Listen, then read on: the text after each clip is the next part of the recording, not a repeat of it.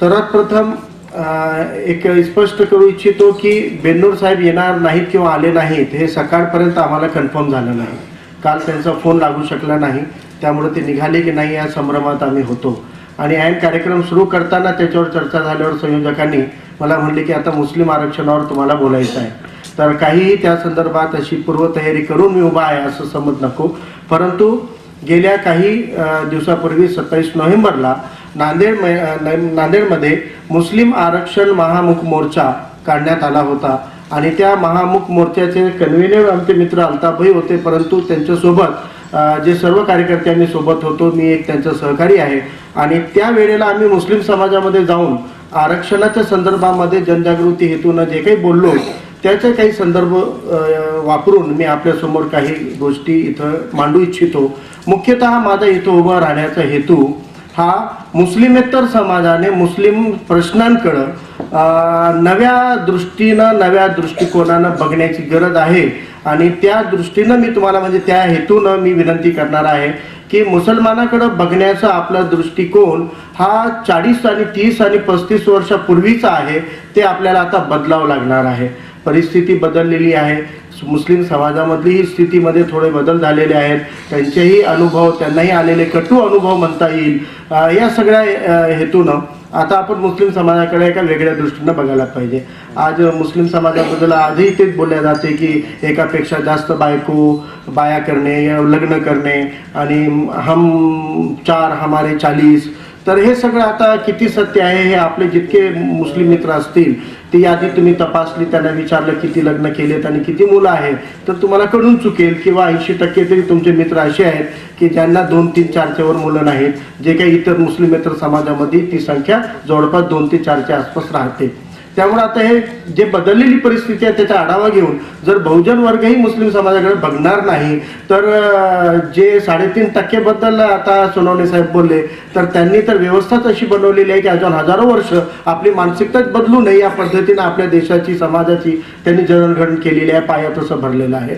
त्यामुळे मी जे मुद्दे मांडणार आहेत त्याच्यामधले बहुतांश कदाचित तुमच्यापैकी सगळे संविधानाचे वाचक आहात. आपण सगळेजण आंबेडकरी चळवळीचे कार्यकर्ते असल्यामुळे खूप जागरूक आहात. परंतु जागरूक नसलेल्या मुस्लिम समाजासमोर मांडत असताना आम्ही जे काही मांडतो ते कदाचित तुमच्या समोर रिपीट होत असतील काही मुद्दे, तरी तुम्ही त्याच्याकडे थोडंसं सहानुभूतीनं विचार करावा की त्याची तुमच्यासमोर बोलायची अशी तयारीत आम्ही नाही. आता मुस्लिम समाज आरक्षण मागतोय. मुस्लिम समाजाची परिस्थिती खूप खालावलेली आहे. सच्चर अहवालाच्या माध्यमातून खूप ओहापोह झाला, खूप कार्यक्रम झाले, खूप प्रबोधन झाले, खूप संवाद परिसंवाद झाले, व्याख्यानं झाले. आणि सच्चरच्या अहवालाचं जितकं मुस्लिम समाजामध्ये जागृतीचं काम झालेलं आहे त्यापूर्वी कदाचित तेवढं झालं नव्हतं. आणि त्यामुळे मुस्लिम समाजाला आता ही जाणीव झालेली आहे की आपण खूप प्रचंड मागासलेले आहोत. किंबहुना SC ST समाजाची जी गती स्वातंत्र्याच्या काळात होती तशी परिस्थिती आता मुस्लिम समाजाची झालेली आहे. ही जाणीव किंवा हे सत्य सच्चरच्या रिपोर्टाच्या माध्यमातून समोर आलं होतं. तर आता मुस्लिम समाज मागासला, स्वातंत्र्योत्तर काळामध्ये मुस्लिम समाज सातत्यानं मागासत गेलेला आहे. तर याचा अर्थ असा आहे की स्वातंत्र्यापूर्वी काळामध्ये मुस्लिम समाज मागासलेला नव्हता का? तर एका व्यापक दृष्टीनं बघितलं तर मुस्लिम समाजामध्ये सुद्धा काही असे विचार आहेत की आम्ही राज्यकर्ते होतो आणि आम्ही अमुक वर्ष तमुक वर्ष या देशावर राज्य केलेलं आहे. तर हा एक गोड गैरसमज आहे मुस्लिम समाजामधला. कारण मुघलांनी जे काही सत्ता केली त्या काळामध्ये सर्व मुसलमान श्रीमंत होते, जमीनदार होते आणि कोणी कष्टकरी मुसलमानच नव्हता, गरीब मुसलमानच नव्हता असं मानण्याचं काही कारणच नाही. किंबहुना फक्त 5% लोक प्रस्थापित जे होते तेच काहीतरी चांगल्या परिस्थितीत होते आणि त्या काळातील 95% मुसलमान तसेच होते जसे आज जवळपास आहेत. तेही कष्टकरीच होते. कारण आपण आपल्या देशाची जी व्यवस्था आहे एक आपल्या हजारो वर्षाची एक गुलामगिरीची जे एक आपल्या याला लागलेलं डाग आहे, तर त्याच्यापासून सुटलेलं कोणतंच घटक नाही आहे. फक्त पूर्वी जसं म्हणण्यात आलेलं आहे की बहुजन म्हणजे कोण, तर ब्राह्मण्य म्हणजे ब्राह्मण जाती नाही आहे, पण स्वतःला उच्च आणि इतर सगळ्यांना नीच मानणारे किंवा कमी मानणारे, कमी लेखणारे जे विचारवाले आहेत, जे चतुर्वर्ण व्यवस्थेचे समर्थक आहेत, तेवढे सोडले तर बाकी सगळे खरं तर बहुजन आहेत असं मला वाटते. आणि त्या हेतूनं त्या दृष्टिकोनातून सगळ्यात मोठ्या ज्या क्रांत्या झाल्या त्याच्यामध्ये फुले, शाहू आणि आंबेडकर हे 3 प्रमुख वळण आहेत.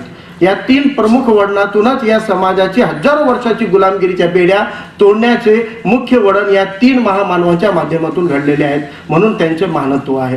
आता स्वातंत्र्यापूर्वी जी शेड्यूल कास्ट होती, ब्रिटिशांच्या काळामध्ये ही स्कॉलरशिप होती, आरक्षणाचं प्रमाण होतं, हे मागे एका वक्त्यानं सांगितलेलं आहे, ते खरं आहे.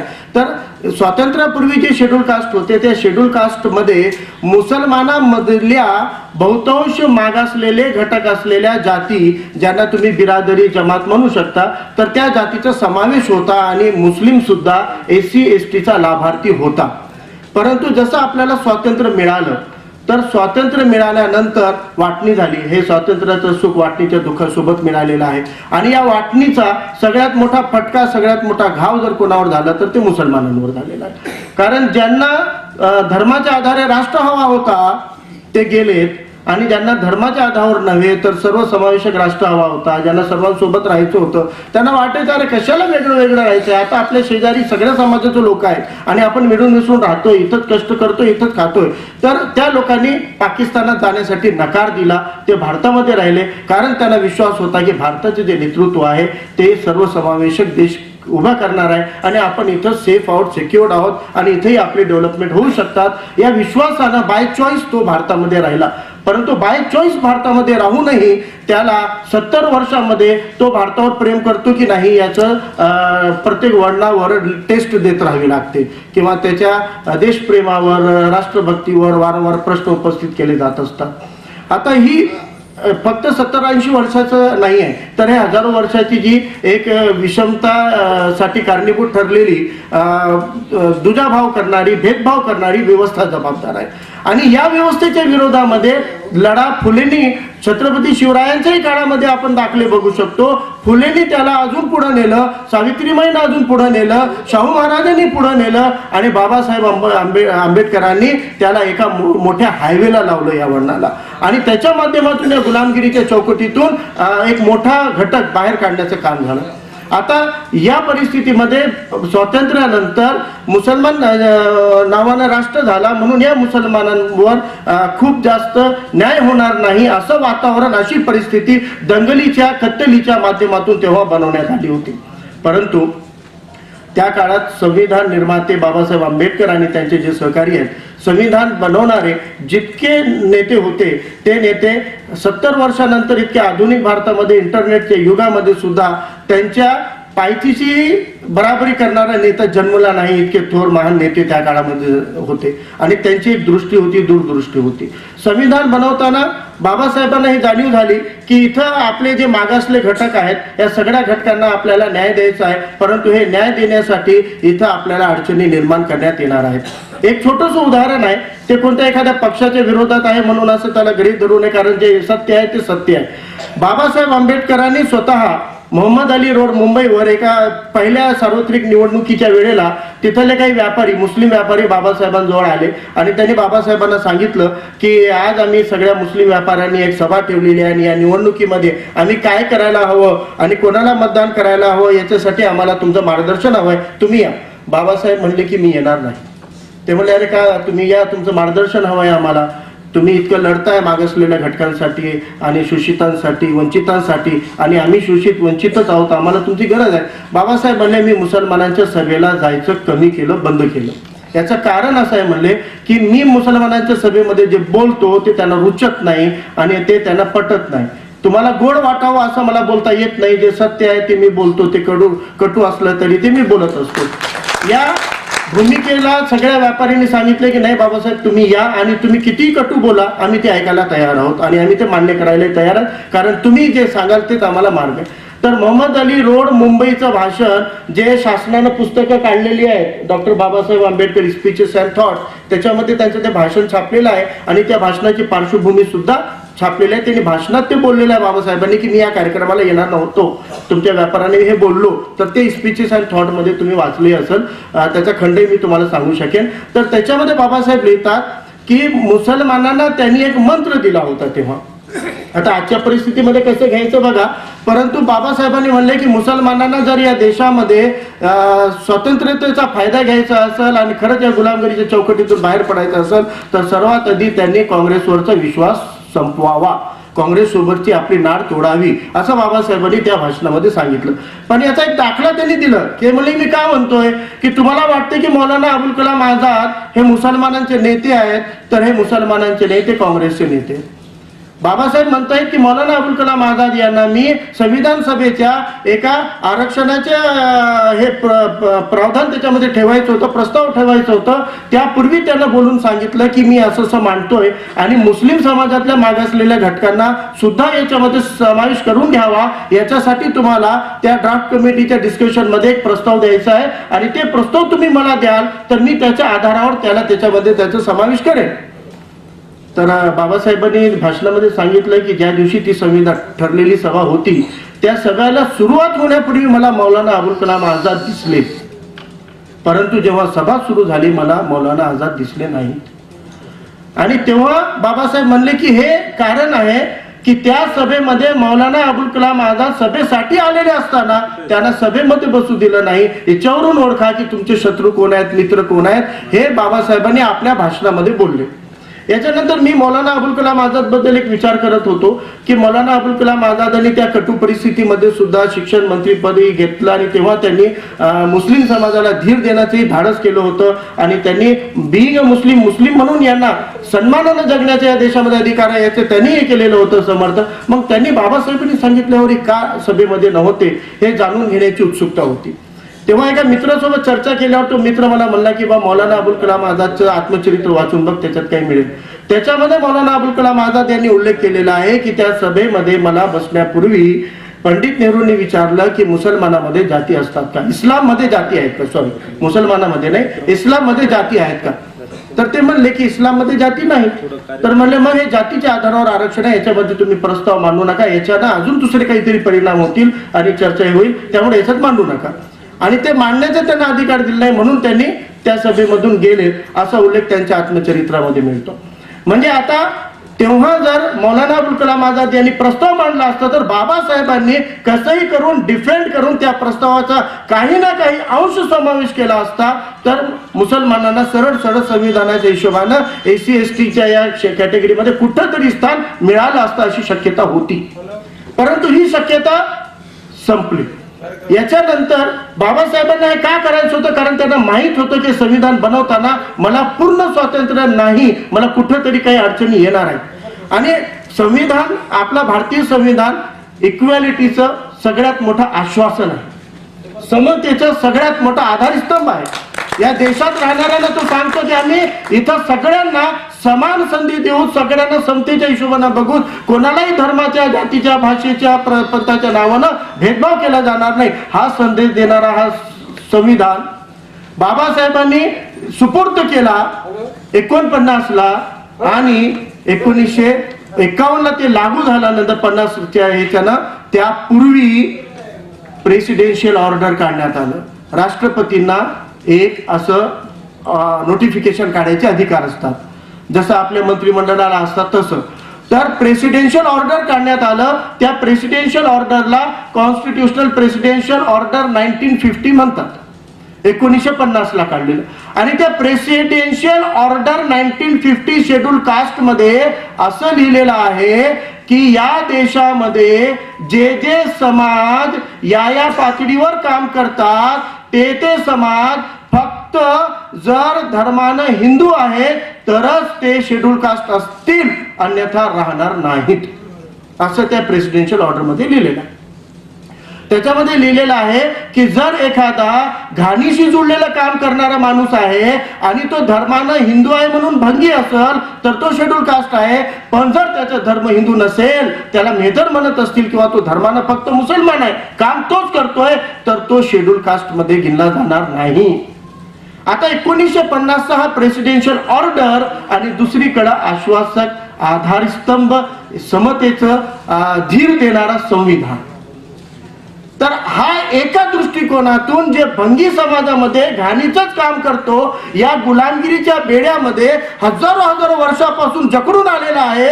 आज आपण पुरोगामी म्हणून, प्रोग्रेसिव्ह म्हणून, पुढारलेले म्हणून, संविधानचे समर्थक म्हणून, संविधानचे सैनिक म्हणून आपण त्या भंगीवर झालेला, त्या मेहतरवर झालेला तो न्याय आहे की अन्याय आहे याच्याबद्दल आपल्याला भूमिका ठरवावी लागेल. जर संविधान म्हणतो की एकसारखं काम करणाऱ्याला एकसारखा दर्जा मिळेल, तर मग त्याच्या धर्मावरून त्याची संधी हिसकावण्याचं काम होत नाही. आणि हे मुद्दा 1950च्या ऑर्डरवर झालेला, मला असं वाटते परिवर्तनवादी चळवळीचा कार्यकर्ता म्हणून, हिंदू मुसलमान म्हणून अमकं तमकं नाही, पण परिवर्तनवादी चळवळीचा कार्यकर्ता म्हणून मला असं वाटते की 1950 मध्ये स्वतंत्र भारतामध्ये मुसलमानांवर झालेला तो पहिला हल्ला होता, ते पहिला अन्याय होता. याच्यानंतर बाबासाहेबांनी जाणीव होती की असं होणार आहे, एसी एसटी इतर समाजाच्या मागासलेपणावर खूप काही हे करणार नाहीत, म्हणून बाबासाहेबांनी कलम 340 मध्ये हे करून प्रोव्हिजन करून ठेवलं होतं की या देशाच्या सरकारची हा जबाबदारी आहे की त्यांनी एक कमिशन नियुक्त करतील आणि मागासलेल्या एकूण सगळ्या घटकांचं सर्वे करतील आणि त्यांचा अहवाल मागवतील आणि त्यांना सोशल आणि एज्युकेशनल बॅकवर्डनेससाठी काय बेनिफिट देता येऊ शकते त्याच्यासाठी प्रोव्हिजन बाबासाहेबांनी करून ठेवली होती घटनेमध्ये. परंतु 1951 ला पहिलं स्वातंत्र्यानंतरचं पहिलं जनरल इलेक्शन नंतर जे काही सरकार बनलं तेव्हापासून कमिशन नेमण्याचं काम झालं नाही. कालेलकर कमिशन बद्दल आपल्याला सगळ्यांना माहित असेल. कालेलकर कमिशन नेमण्यात आलं, त्यांनी कामही केलं आणि त्यांनी मागासलेले घटकही शोधलेत, ओबीसी वगैरे जे येतात, आणि त्याच्याच प्रस्तावनेमध्ये त्यांनी लिहिलं की या सगळ्या शिफारशीची मी शिफारस करत नाही म्हणून, हे आपल्याला माहित आहे. म्हणून त्या कमिशनचा काहीच फायदा झालेला नाही. त्याच्यानंतर मला वाटते की पहिल्यांदा मोरारजी देसाई पंतप्रधान होते जनता पक्षाचे, तेव्हा 1979 मध्ये मंडल कमिशन नेमण्यात आलं आणि मंडल कमिशननं प्रामाणिकपणे काम केलेलं आहे. त्या संदर्भात ओबीसीच्या नेत्यांकडून आपण बरंच काही वाचलेलं ऐकलेलं आहे. परंतु ओबीसीच्या मंडल कमिशनच्या यादीमध्ये शिफारशीमध्ये जसं साहेबांनी सांगितले 6700 अमक्या जाती आहेत, त्यापैकी 90 जाती मागासलेल्या 90 जाती या इस्लाम धर्म मानणाऱ्या मुसलमानामध्ये आहेत. हे मंडल कमिशननं आयडेंटिफाय केली, ओळख केली त्याची, आणि ओळख करून मंडल कमिशनच्या यादीमध्ये त्याचा समावेश आहे. आणि हे झाल्यानंतर 1979 मध्ये नॉन काँग्रेसियन गव्हर्नमेंट होती, तेव्हा मंडल कमिशन झालं आणि तेव्हा मंडल कमिशनचा अहवाल तरी आला. त्याच्यानंतर पुन्हा काँग्रेसची सत्ता आली. परंतु त्याच्यानंतर ते मंडल पण लागू झालं का? नाही. जेव्हा लागू केव्हा झालं? जेव्हा या देशाचे पंतप्रधान व्हीपी सिंग होते.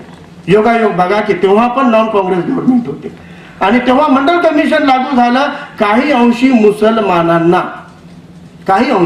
मुसलमानांना ओबीसी मध्ये फायदा मिळू लागला. डायरेक्ट एससी एसटी नाही तरी त्यांना ओबीसी मध्ये गणलं जाऊ लागलं आणि ओबीसीचे प्रमाणपत्र मिळू लागले आणि काही अंशी शिक्षणामध्ये नोकऱ्यांमध्ये ओबीसी म्हणून मुसलमानांचा शिरकाव होत होता. परंतु हे सुद्धा पाहलं नाही.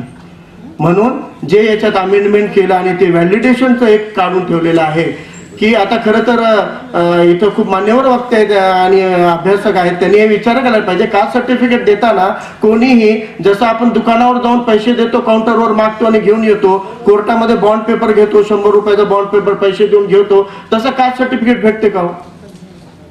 कोणीही जाऊन, मी आता गेलो आणि तिथं सांगितलं सरकारी ऑफिसमध्ये किती फीस आहे सांगा, घ्या आणि मला एससीचं सर्टिफिकेट द्या, कास्ट सर्टिफिकेट देतात का? एसटीचं द्या देतात का? ओबीसी द्या देतात का? कास्ट सर्टिफिकेट घेण्यासाठी तुम्ही सगळी प्रोसिजर करून कास्ट सर्टिफिकेट देता, व्हेरीफाय करून व्हॅलिड असेल तरच कास्ट सर्टिफिकेट देता. एकदा कास्ट सर्टिफिकेट दिला की मग त्याला व्हॅलिडिटी. आता हे याच्यावर त्यांनी मंथन आपण करायला पाहिजे आणि मान्यवरांनी बोलायला पाहिजे. आता त्या व्हॅलिडिटी मध्ये टाकली की 1965 किंवा त्याच्या पूर्वीचा पुरावा द्या. आता मुसलमानांचं स्वातंत्र्यानंतरचे राहिलेल्या मुसलमानामध्ये शिक्षणच नव्हतं. जे सुशिक्षित होते, जे भांडवलदार होते, जे श्रीमंत होते, जे नवाबी राजेशाही होते, मुघलांचे वंशज होते, ते सगळे पाकिस्तानला निघून गेले. भारतात राहिलेले 95% जास्त मुसलमान कष्टकरी होते आणि ते पूर्वीचे एससी एसटी ओबीसी दलितच होते आणि ते फक्त धर्मानं बदलले होते म्हणून ते 95% आले. आता हे मुसलमानामधलेही काही आमच्या मौलवींना पचत नव्हतं, ही गोष्ट वेगळी, हे दुःखद बाब आहे. पूर्वी तर दिल्लीमध्ये आम्ही फक्त 12 वर्षापूर्वी मी मायनॉरिटीच्या कॉन्फरन्सला गेलो होतो. तिथं मी मुसलमानांना ओबीसीचा आग्रह धरावा आणि ओबीसी मध्ये सर्टिफिकेट मिळावे हे पटवून द्यायसाठी की मी एक स्पीच केली. माझं भाषण संपलं की मला 50-60 लोकांनी घेरलं.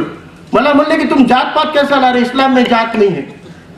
मी त्यांना मग, कारण आता आम्ही पण अशा मान्यवरांच्या याच्या मार्गदर्शनातूनच शिकलो, तर आम्हाला निकष दिलेले होते. मी दिल्लीच्या लोकांना म्हणलं किंवा ठीक है, जात पात नहीं है ये सिद्ध करने के लिए बहुत आसान 2 टेस्ट होते हैं. आप एक दूसरे के साथ एक दस्तर पे बैठ के रोटी खाते हो क्या? बोले हाँ हाँ, हम किसी के भी साथ बैठ के एक दस्तर पे रोटी खाते हैं. बोले आप किसी को भी अपनी बेटी देते हो क्या? तो बोले नहीं नहीं, वो तो बिरादरी में देते हैं. जब आप रोटी बेटी नहीं करते तो फिर आपके पास में जात व्यवस्था है और इसको स्वीकारना चाहिए. परंतु चलो, त्यांना ते पटलं असेल नसेल, पण हे मुसलमानामध्ये सुद्धा डायजेस्ट करत नव्हते की आमच्या इथं कास्ट आहेत. पश्चिम आशिया खंडामध्ये जितके मुस्लिम आहेत, इस्लामला मानणारे आहेत, मग भारताचे असो, पाकिस्तानचे, बांगलादेशचे, बर्माचे, कुठेही असो, या सगळ्यांमध्ये जाती आहेत. कारण ह्या जाती सुद्धा हजारो वर्षाच्या त्या वर्णव्यवस्थेच्या गुलामगिरीतून निर्माण झालेल्या आहेत. त्यांचा फक्त उपासना पद्धती बदलली, व्यवसाय आणि कास्ट वगैरे काही बदललेलं नाही आहे. 95% मुसलमान हे पूर्वीचे दलित असून आहेत.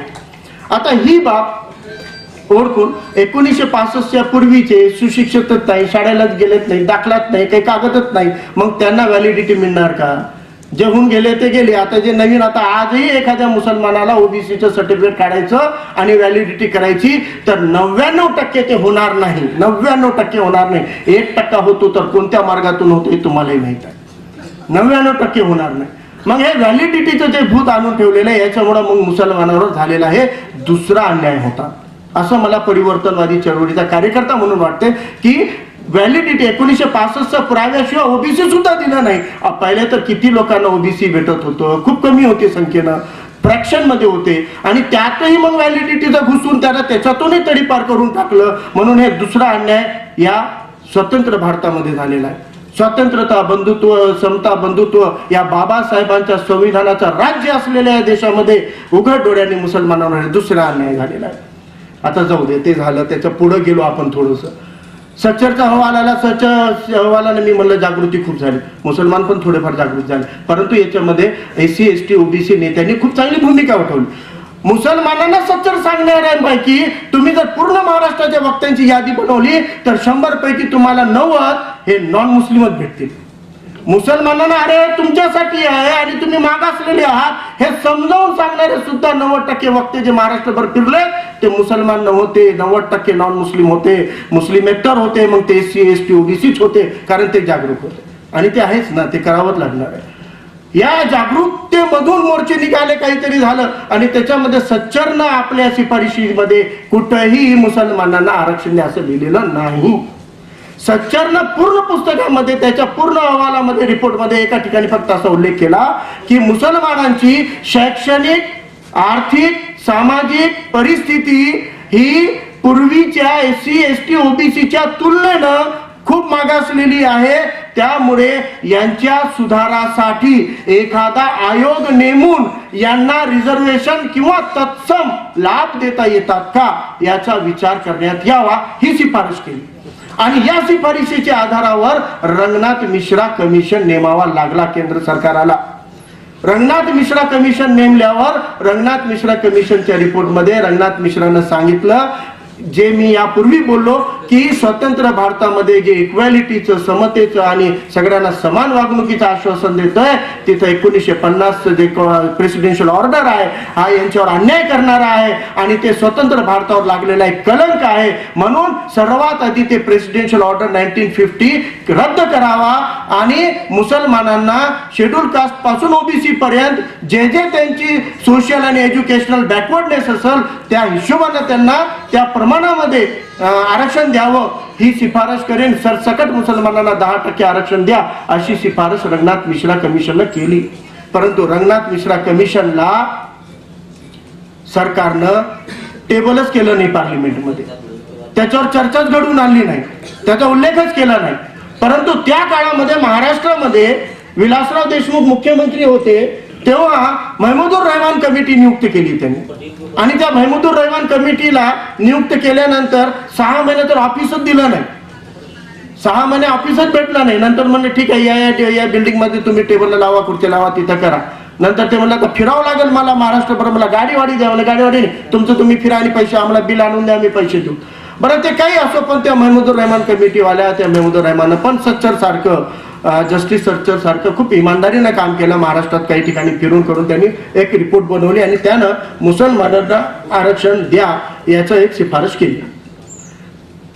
आता ते सगळं झालं. आता तेव्हाही काँग्रेसची सरकार होती मुसलमानांना महमूदुर रहमान कमिटीच्या वेळेला, आणि ते टर्म संपली. त्याच्यानंतरची टर्म संपायला आली. मराठा आरक्षणाचा प्रश्न आला. मुसलमानांनी तर होप्स अपेक्षा सोडल्या होत्या की आपल्याला आरक्षण मिळेल. परंतु मराठा आरक्षणाचे जेव्हा मोर्चे निघाले, खूप तीव्र आंदोलन झाले, हिंसक आंदोलन झाले, त्या काळामध्ये शरद पवार यांनी एक चांगली केली की ते म्हणले की मराठा आरक्षण एकटं मागता येत नाही, मराठा मुस्लिम आरक्षण करावं लागेल. आणि त्याला जोडून, कारण मुसलमानांचं मागासलं पण हे सिद्ध झालेलं होतं, मराठ्यांचं झालं की नाही माहीत नाही, परंतु हे मुसलमानांचं मागासलं पण सिद्ध झालेलं आहे. याच्या आडमध्ये तेही जोडता येईल, ही त्याच्या मागे खेळी होती काय असा आपण विचार करू शकतो. परंतु मराठा मुस्लिम आरक्षण 16% 5% शिक्षणामध्ये आणि 16% 5% नोकऱ्यामध्ये द्यायचं एक मंत्रिमंडळाचा निर्णय घेण्यात आला.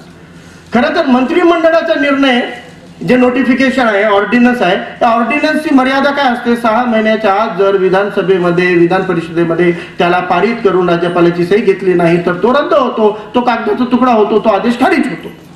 हे माहीत असताना आणि आचारसंहिता लागायला बऱ्याच महिन्याचा कालावधी असतानाही जर खरंच यांची नियत होती जर आरक्षण द्यायची तर त्यापूर्वीच त्यांनी मग त्या नोटिफिकेशनला पारित करून का घेतलं नाही? त्यांनी ते नोटिफिकेशनच राहू दिलं. नोटिफिकेशन काढलं, एक वेगळी SBC कास्ट काढली, त्याचे नावं मागवले, त्याचे निकष दिले, लोक फटाफट फॉर्म करून लाईनी लावू लागले, फॉर्म भरू लागलेत आणि तेवढ्यात कोणीतरी कोर्टामध्ये जाऊन त्याच्यावर स्टे आणला. हायकोर्टामध्ये स्टे आणला. स्टे आणल्यावर त्या सरकारने आपली बाजू मांडली केली. परंतु त्या हायकोर्टाचा निकाल महत्वाचा आहे. मी जास्त वेळ घेणार नाही, परंतु त्या हायकोर्टाचा निकाल महत्वाचा आहे.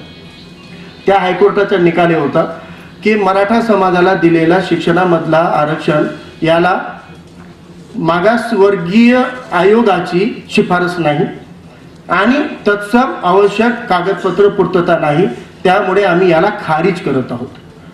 दुसरं होतं 16% मराठा समाजाचा नोकऱ्यांचं आरक्षण, याच निकषावर खारिज करत आहोत. मुस्लिम समाजाच्या नोकऱ्यामधल्या 5% आरक्षणाच्या संदर्भात त्याला खारिज केलेलं नाहीये, त्याला स्टे दिलं आणि स्टे देताना म्हटलं की 5% नोकऱ्यांचा वाटा कसं काढणार, किती नोकऱ्या आहेत, किती संभावना आहे, त्याची 5%ची तुम्ही कशी विभागणी करणार याचं शेड्यूल सपोर्टिंग डॉक्युमेंट सबमिट करा. तोपर्यंत आम्ही या निर्णयाला स्टे करतोय, थांबवलं, स्थगिती दिली, रिजेक्ट केलं नाही, खारिज केलं नाही, स्टे दिला. आणि शिक्षणाच्या आरक्षणाला म्हणलं की मुस्लिम समाजाच्या शैक्षणिक आरक्षणासाठी मागासवर्गीय आयोगाची आणि जे आवश्यक त्या आयोगांची शिफारस आणि सपोर्टिंग डॉक्युमेंट पूर्ण आहेत आणि मुस्लिम समाजाला 5% शिक्षणाचं आरक्षण कंटिन्यू करा, जारी करा. हिरवी झंडी दाखवून ग्रीन सिग्नल देऊन त्याला पास करून टाकलं. हायकोर्टानं केलं. आता हायकोर्टानं केल्यावर ते जे फिर्यादी होता तो गेला सुप्रीम कोर्टात. सुप्रीम कोर्टानं हायकोर्टाच्या पूर्ण निर्णयाला ॲज इट इज कंटिन्यू केलं. म्हणजे सुप्रीम कोर्टानं सुद्धा मुसलमानांच्या शैक्षणिक 5% आरक्षणाला सुरू ठेवा, नोकऱ्याला स्टे करा आणि मराठा समाजाचे 2 आरक्षण खारिज करा. हेच निर्णय जे हायकोर्टानं दिलं ते सुप्रीम कोर्टानं दिलं. आता हे दिल्यावर या निर्णय येईपर्यंत सरकार बदलली आणि या देशामध्ये हजारो वर्षापासून भेदभावाची व्यवस्था निर्माण करणारे आणि सतत टिकून ठेवण्याचा प्रयत्न करणारा विचार करणाऱ्या विचारधारे RSSच्या लोकांची सत्ता या महाराष्ट्रावर आली. आणि यांची सत्ता आल्यावर यांनी काय केलं? सुप्रीम कोर्टाचा निर्णय आल्यावर काही दिवसामध्ये 6 महिने संपले. 6 महिने ज्या दिवशी संपणार त्यापूर्वी अधिवेशनामध्ये मराठा रिझर्वेशनचा ड्राफ्ट मांडून पास केला. म्हणजे ते जे ऑर्डिनन्स होतं 6 महिन्या मुदतीचं, त्या ऑर्डिनन्सची मुदत संपण्यापूर्वी Maratha reservation in education and job हे दोन्ही पास केले आणि त्या मराठा मुस्लिम आरक्षणामधला मुस्लिम आरक्षणाचं पार्ट फाडून फेकून टाकला. ज्याला उच्च आणि सर्वोच्च न्यायालयानं कंटिन्यू करा, जारी ठेवा हे द्या म्हणलं, ते आरक्षण बाजूला फेकून टाकलं. ज्यांना रिजेक्ट केलं ते त्यांनी विधानसभेत पास केलं. हे करणारे सत्ताधारी आणि हे होत असताना चुप बसणारे विरोधक दोघेही तेवढेच दोषी आहेत. हे मुसलमानांवर, स्वतंत्र भारतात मुसलमानांवर झालेला सर्वात मोठा तिसरा अन्याय होता असं मी मानतो एक कार्यकर्ता. आणि होताना कोणी आवाज उचलला नाही, विधानसभेमध्ये कोणी विरोध केला नाही आणि मुसलमानांचं कोर्टाकडून, सुप्रीम कोर्टाकडून मिळालेलं. आता मी एक थोडं सांगतो, सोनवणे साहेब म्हणले की 49.5% पेक्षा आरक्षण देता येत नाही. हा सुप्रीम कोर्टाची रुलिंग आहे, कायदा नाही. आणि सुप्रीम कोर्टाची ही रुलिंग महाराष्ट्रामध्ये ऑलरेडी तुटलेली आहे. आज वर्तमानमध्ये 51% लोकांना आरक्षण आहे. हायकोर्ट सुप्रीम कोर्टाने 5% दिल्यावर शिक्षणामध्ये आरक्षण 56% झालं. मग सुप्रीम कोर्टानंच 5% कंटिन्यू करायचं का आदेश दिलं? फिर्यादीला तेही म्हणलं असेल ना महाराष्ट्रामध्ये 51% आधीच आहे, तुमच्या रुलिंगला तोडलं म्हणून. फिर्यादी मूर्ख नाही, त्यानं तेही म्हणलं, तरी सुप्रीम कोर्टानं मला कंटिन्यू करा. सुप्रीम कोर्ट म्हणतोय या देशाची सरकारचे निर्णय संविधानाच्या चौकटीत होतात की होत नाहीत हे बघण्याचं काम कोणाचं आहे? RSSचं आहे का? BJPचं आहे का? हे बघण्याचं काम कोर्टाचं आहे की सरकार, राज्य असो केंद्र सरकार असो, ते जे निर्णय घेते ते संविधानाच्या चौकटीत आहेत की नाही. चौकटीत नसले तर सरकारचे निर्णय रद्द करायचे, चौकटीत असले तर लागू करायचे किंवा त्याला इग्नोर करायचं. हा सुप्रीम कोर्टाचं किंवा कोर्टाचं काम आहे. कोर्टापेक्षा संविधानाच्या बाबतीत कोणीही शहाणा नाही.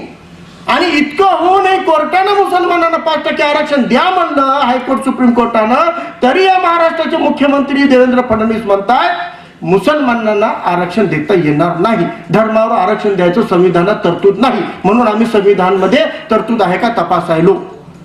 बीजेपीचे प्रदेश अध्यक्ष दानवे म्हणतायत मुसलमान म्हणून आरक्षण देता येणार नाही, संविधानामध्ये तरतूद नाही. अरे संविधानामध्ये तरतूद आहे की नाही हे हायकोर्ट सुप्रीम कोर्ट बघतील ना. तुम्ही सुप्रीम कोर्ट आणि हायकोर्ट पेक्षा किमान संविधानाच्या बाबतीमध्ये जास्त शहाणे नाही हे त्यांना आपल्याला ठणकावून सांगावं लागेल. आणि हे तिसरा अन्याय झालेला. आता प्रश्न मला हे 3च मुद्दे इथं मांडायचे होते. आता याचं मी कन्क्लूड फक्त शॉर्टमध्ये करू इच्छितो. मुसलमानांना आरक्षण मोर्चामध्ये या म्हणण्यासाठी, मुसलमानांना आरक्षणची लढाई लढा म्हणण्यासाठी आमचं फक्त एकच याची पार्श्वभूमी होती. आम्ही मुसलमानांना सांगितलं की आरक्षण हा गरिबी हटाव प्रोग्राम नाही. आरक्षण गरिबी हटाव प्रोग्राम नाही. त्याच्यासाठी पिवळं राशन कार्ड आहे, घरकुल योजना आहे, तमक्या खूप योजना आहेत गरिबी हटावच्या. आरक्षण ती योजना नाही. आरक्षण, reservation is a minimum guarantee of participation in the system. आरक्षण हा व्यवस्थेमध्ये किमान सहभाग देण्याची हमी आहे आणि ते हमी म्हणून आम्हाला आरक्षण हवंय. आता मला आनंद होतोय की आमच्या त्या आरक्षणाच्या सभेमध्ये मुफ्ती खलीलुर रहमान म्हणून धर्मगुरू आहेत. सर्वसाधारणपणे आरक्षणाच्या बाबतीमध्ये मुस्लिम धर्मगुरूंची भूमिका, आरक्षण काय करायचं, नको राहायला पाहिजे काय, ही भूमिका होत होती. परंतु आता त्या दिवशी त्या मुफ्ती खलीलुर रहमान साहेबांनी मांडलेली भूमिका इतकी पटली. ते म्हणले की ठीक है, मुसलमानों का ईमान है कि हमको रोटी देने वाला अल्लाह है, लेकिन इस सिस्टम के अंदर हम चाहते इस देश की सेवा करें, इसलिए इस सिस्टम में जाने के लिए हमको रिजर्वेशन की जरूरत है. हे बाबासाहेबांच्या संविधानाचा परिणाम आहे की मुल्ला मौलवींचं पण दृष्टिकोन बदललेला आहे. त्यांना कळून चुकलं. बाबासाहेबांना माहित होतं की जर आरक्षण ठेवलं नाही तर हजारो वर्षापासून गुलामगिरीत ठेवणारी व्यवस्था आपल्या या सगळ्या बहुजन वर्गाला अजून पायदळी तोडण्याचं काम करेल. म्हणून त्यांनी ती व्यवस्था निर्माण करण्यासाठी संविधान बनवलं आणि त्या संविधानामधले प्रोव्हिजन बनवलेले आहेत. आणि हे संविधान असताना सुद्धा आपण या भेदभाव करणाऱ्या व्यवस्थेवाल्या लोकांना सुद्धा या मुसलमानांवर 3दा त्यांच्यावर अन्याय अत्याचार होऊ दिलं. एका जंगलामधून जात असताना कार खराब झाली, 4 मित्र उतरले आणि खाली झोपले. 4 पैकी 3 असेच होते, म्हणजे जास्त काही मेंदू चालवत नव्हते, ते भरखोस झोपी गेले. चौथ्याला थोडी काळजी होती, जंगलात आहोत आपण, इथं काहीतरी विंचू निघल, इथं काहीतरी साप निघल, आपण सावधानी घेतली पाहिजे म्हणून थोड्या वेळात तो उठत होता बघत होता, थोडा वेळ उठत होता बघत होता. एकदा त्यानं उठलं, त्याला दिसलं की तिकडून साप यायले. तर आता त्या 4 पैकी एकच जागा आहे, त्याला हे दिसतंय साप यायलाय. हे 3 गाढ झोपी गेलेले आहेत. तर यानं साप येतोय म्हणून पळून गेला तर हे चांगलं, की यानं साप येतोय म्हणून तिघांना उठून घेऊन पळून गेला तर चांगलं, हे विचार करा. आज या देशामध्ये, या समाजामध्ये, किमान आपल्या महाराष्ट्रामध्ये, इथला मुसलमान गाढ झोपी गेलेला आहे. आणि इथला आंबेडकरी समाजाचा कार्यकर्ता जागरूक आहे. आता त्याच्या खांद्यावर जबाबदारी आहे झोपी गेलेल्या त्या सापाच्या हवाली करून पडून जायचं की त्याला उठवून त्या सापापासून त्याचं संरक्षण करायचं. ही जबाबदारी मी आज तुमच्या खांद्यावर सोपवतो. मला माहित आहे ज्या समाजाचं मी प्रतिनिधित्व करतोय, ज्या समाजात मी जन्माला आलोय, त्या समाजाचा परिस्थिती आजही गाढ झोपीमध्ये समाज आहे. आजही त्यांना संविधानाचे मूल्य काय माहित नाही आहे. काल वारे सरांसोबत चर्चा होत होती. वारे सरांची आमची चर्चा होताना की आधी आपल्याला काय करावं लागेल येत्या 20 वर्षामध्ये या समाजाला जर जागरूक करायचं तर आमच्या चर्चेतून एक निष्कर्ष निघाला. सगळ्यात आधी मुसलमानामध्ये संविधानाचे मूल्य नेऊन द्यावे लागतील, मूल्य पोचवावे लागतील. त्याला संविधानाचं महत्व पटवून द्यावं लागेल. जोपर्यंत भारताचा मुसलमान संविधानाशी जुळणार नाही तोपर्यंत या मागासलेपणापासून मुक्त होणार नाही. कारण मागासलेपणा आणि गुलामगिरीच्या बेड्या तोडण्याचं तंत्र मंत्र फक्त आणि फक्त फुले शाहू आंबेडकरांना माहित होतं. आणि जर मुसलमानांना मागास वर्ग परत सोडायचा असेल आणि त्यांना जर मागासपणापासून बाहेर पडायचं असेल, आंबेडकर वाचल्याशिवाय आणि आंबेडकर स्वीकारल्याशिवाय ते शक्य नाही. ही बाब आम्ही आज मुसलमानामध्ये जाऊन सांगतो. ही व्यवस्थेची लढाई आरक्षणाची नाही. मुसलमानांना आरक्षण भेटलं तर किती फायदा होईल, किती फायदा होईल सांगा तुम्ही. किती संख्या वाढल हो. पूर्ण समजा 5000 सीट असतील, 5% म्हणलं तर 250 ना. त्या 250 वाटल्यानं हे 10 कोटी मुसलमान महाराष्ट्रामधले सुधारणार नाही. फक्त तेवढ्यानं नाही सुधारणार आहे. बरोबर आहे. जे काही संख्या 10%, 11% ते सुधारणार नाही. ते 250 डॉक्टर झाले म्हणून सुधारतील इंजिन नाही. ते प्रश्न आहे आपल्याला या गुलामगिरीच्या व्यवस्थेच्या विरोधात लढायचं की नाही लढायचं. लढाई ती आहे, आरक्षणाची नाही. लढाई फक्त नोकऱ्या मिळवण्याची नाही आहे. लढाई उच्च शिक्षणामध्ये जागा मिळवायची नाही आहे. बाबासाहेब आंबेडकरांनी ज्या गुलामगिरीच्या बेड्या मुक्त करण्यासाठी लढाई लढली ती जारी ठेवायची की पुन्हा त्या बेड्या आपल्या हातामध्ये येऊन पडू द्यायची, ही लढाई आहे. म्हणून मुसलमानांना आम्ही सांगतो आरक्षणाच्या नोकरीसाठी नाही परंतु या गुलामगिरीच्या व्यवस्थे बाबासाहेबांनी सुरू केलेला क्रांतीचा दिवा किंवा मशाल धगधगती ठेवण्यासाठी आपल्याला रस्त्यावर यावं लागेल आणि लोकशाहीच्या माध्यमातून लढावं. परंतु बाबासाहेबांनी सांगितलं होतं की अन्याय करणाऱ्यापेक्षा अन्याय सहन करणारा मोठा गुन्हेगार आहे. हे बाबासाहेबांनी जेव्हा सांगितलं ना तेव्हा संविधान नव्हतं, तेव्हा संविधान जागरूक लोक नव्हते, तेव्हा आंबेडकरवादी विचार कॉमन नव्हता. तेव्हा त्यांनी सांगितलं. आजच्या काळामध्ये बाबासाहेब असते तर बाबासाहेब काय म्हणले असते, गुन्हा अत्याचार अन्याय करणाऱ्यापेक्षा अन्याय सहन करणारा मोठा आणि अन्याय सहन करणाऱ्यापेक्षा एखाद्यावर अन्याय होत असताना चुप बसणारा तो सगळ्यात मोठा गुन्हेगार आहे, हे बाबासाहेब म्हणले असते. कारण बाबासाहेबांनी संविधानाच्या ज्या तरतुदी केलेल्या आहेत येत्या काळामध्ये फक्त SC ST OBC नाही तर या देशामध्ये ज्यांनी आमच्या स्त्रियांना शिक्षणापासून वंचित ठेवलं, ज्यांनी आमच्या स्त्रियांना अतिशूद्रापेक्षा जास्त शूद्र बनवून अत्याचार केले त्यांच्या स्त्रियांना सुद्धा न्याय देण्याची काळजी बाबासाहेबांनी घेतलेली आहे. म्हणून हिंदू कोड बिल त्यांनी आणलेलं आहे. बाबासाहेबांना परकीय आपले असं नाही. बाबासाहेबांनी स्वीकारलं होतं या देशात राहणाऱ्या सगळ्यांना सन्मानानं जगण्याचा अधिकार मिळाला पाहिजे. एक माणूस म्हणून एका माणसाचं दुसऱ्या माणसानं शोषण करता कामा नये. बाबासाहेबांना असा देश निर्माण करायचा होता, असा राष्ट्र निर्माण करायचा होता. म्हणून बाबासाहेबांनी संविधान लिहून ठेवलेलं आहे. आणि संविधान हे बाबासाहेब कोणत्या मुद्द्यावर काय भूमिका घेतील हे संविधान वाचल्याबरोबर आपल्याला कळेल. पण तो संविधान बाबासाहेबाचं संविधान पाहिजे ज्या संविधानामध्ये 100च्या वर बदल केले आणि आपणही त्याच्याकडे दुर्लक्ष केलं. त्या बदलांची आपण जागरूकता ठेवली पाहिजे की हे बदल केलेले अमेंडमेंट थोडेसे बाजूला करून, सगळेच अमेंडमेंट घातक नाहीत पण सगळेच अमेंडमेंट चांगले पण नाहीत. मी फक्त एक उदाहरण म्हणून सांगतो की संविधानामध्ये गाई कत्तलीवर एक क्लॉज वापरून राज्य सरकारनं गोवंश हत्याबंदी आपल्या महाराष्ट्रामध्ये लागू केली. त्यांनी जे गाईडलाईन दाखवले संविधानाचे त्या गाईडलाईन मध्ये वारे सर माझ्यापेक्षा जास्त सांगतील ते संविधानाचे अभ्यासक आहेत. पण वारे सरांसोबत चर्चेतूनच त्यांनी सांगितलेला मुद्दा आहे की दुभत्या जनावरांच्या कत्तलीवर सरकार पुढे चालून कायदा करेल असं त्याच्यामध्ये लिहिलेलं आहे. आता दुभते जनावरांमध्ये फक्त गोवंश येतंय का, बकरी वंश येत नाही का? बकरी वंशी येते. हायकोर्टाने ते सांगितलं राज्य सरकारला आणि तुमच्या याच्यामध्ये तुम्ही फक्त एकच वंश टाकलं, मग दुभत्यामध्ये दुसरं यायला पाहिजे. राज्य सरकारनं ऍफिडेव्हिट दिलेलं आहे हायकोर्टामध्ये की हो आम्ही हे केलं, आता लगेच आम्ही बाकीच्याही दुभत्या सगळ्या जनावरांच्या कत्तलीवर बंदी आणणार आहोत. असं खोटा ऍफिडेव्हिट देऊन त्यांनी ते गोवंश हत्याबंदी राबवली, त्यांना त्याच्याबद्दल काही प्रेम आहे नाही, ते मुद्दा मला नाही मांडायचंय. मला हे मांडायचंय की संविधानामध्ये संविधानाच्या तरतुदीला तोडमोड करून कशा पद्धतीनं बदल होत आहेत, समाजामध्ये द्वेष आणि विद्वेष पसरवण्याला बळकट करण्यासाठी या सगळ्या खेळ्या खेळल्या जात आहेत. आणि जर आपण आंबेडकरी समाज म्हणून जागरूक राहिलो नाही, कारण मी म्हणलं ना, आम्ही तर झोपलेलेच आहोत, गाढ झोपीत आहोत आम्ही. साप विंच डंग मारून निघून मारूनही गेला तरी काही परवा नाही, काही फिकर नाही. आता युपी मध्ये बदल झाले. मी काही इंटेलेक्चुअल मुस्लिम मित्रांशी फोनवर बोललो, ते काय अरे मरने वरने को नहीं डर रहे, हमका क्या होगा, बोले 2002 में गुजरात में हुआ यूपी में होगा, मोदी ने 2002 में किया, ये आप करेगा मारेगा और क्या करेगा, हमको मरने का भी डर नहीं.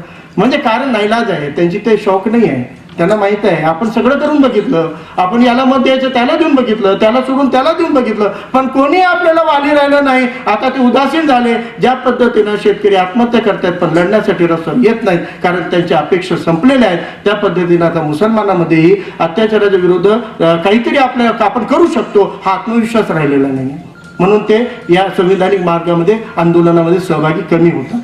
परंतु या मुद्द्याला फक्त मला एकच सांगायचं आहे की मी मान्य करतो, बाबासाहेब म्हणले होते की गुलामाला गुलामगिरीची जाणीव करून द्या, तो बंड करून उठेल. परंतु बंड करण्यास भाग पाडण्यासाठी त्या गुलामाला गुलामगिरीची जाणीव करून देणार कोण? ते गुलाम करतील का? ते करू शकणार नाही. मग कोणाला करून द्या? जे गुलामीतून मुक्त झालेले आहे त्याची जबाबदारी आहे, त्याला ते जाणीव करून द्या. आणि म्हणून मुस्लिमेतर समाज जे संविधानाला मानतो, जो बाबासाहेबांना मानतो, जो अण्णाभाऊचं साहित्य वाचलेलं आहे, त्यानं या समाजाला लढणं शिकवायची गरज आहे. आणि आता असतील, मी हे मान्य करतो की पूर्वीच्या काळामध्ये महात्मा फुलेंसोबत उस्मान होते, हे होते, हे हवाले ठीक आहे. जेवढ्या संख्येनं मुसलमानांनी या गुलामगिरीच्या बंधनामध्ये झालेल्या अन्यायाला सहभाग व्हायला पाहिजे, झाले नसतील. परंतु आज गरज आहे त्यांना आपण साथ द्यायची. म्हणून जागरूक झालेल्या लोकांची जबाबदारी आहे. अन्यथा आपण बघितलं, मुसलमानांचं 5% आरक्षण काढून घेतलं तेव्हा आपण आंदोलन केलं नाही, म्हणून आपलं पीजीचं आरक्षण काढून घेतलं, आपल्याला पत्ता लागला नाही. गुजरातमध्ये आधी ख्रिश्चन समाजाच्या चर्चेसवर आणि ख्रिश्चन समाजाच्या लोकांवर हल्ले झाले, खून झाले, तिथले मुसलमान चुप बसले. जेव्हा मुसलमानांवर हल्ले झाले तर ख्रिश्चनही चुप बसले. असं होतच राहते. त्यामुळे बाबासाहेब म्हणले अन्यायाविरुद्ध लढा. बाबासाहेब हे कधीच म्हणले नाही की फक्त एसीवर अन्याय झाला तर लढा. बाबासाहेबांनी संविधानाचं हत्यार घेऊन म्हणले या देशामध्ये अन्याय होत असेल तर संविधानाचं हत्यार घेऊन लढा. परंतु त्यांनी कधी म्हणलं नाही की फक्त एसीवर झालं तर. आणि मुसलमानांना सुद्धा, इस्लाम धर्मानं म्हणा की या संविधानात मुसलमानांना हे म्हणलं नाही की फक्त मुसलमानावर अन्याय झाल्यावर लढा, जर ते कोणत्याही समाजावर झालं तर अन्यायाविरुद्ध लढा, ही वाणी आहे. त्यामुळं अन्यायाविरुद्ध लढण्यासाठी जागरूक लोकांची जबाबदारी पहिली असते, झोपलेल्यांची दुय्यम असते. एका शायरचं एक शेर आहे, मेरे घर को जलता देखने वालों घास का छप्पर आपका है.